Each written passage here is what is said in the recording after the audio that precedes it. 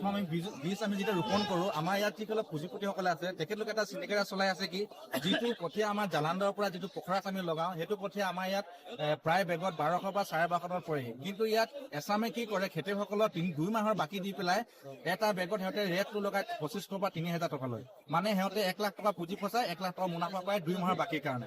আৰু যাক কৃষকক লগাব দিয়ে, সেই খেতিটো সিহঁতে তাৰ পৰা কানি আকৌ সিহঁতে যোনে দিছে কঠীয়াটো লগাবৰ কাৰণে সিহঁতে তাৰপৰা মালটো ক্ৰয় কৰে, আৰু ক্ৰয় কৰে তেতিয়া 3 টকা, বজাৰতকৈ 3 টকাৰ তলৰ দামত ক্ৰয় কৰে।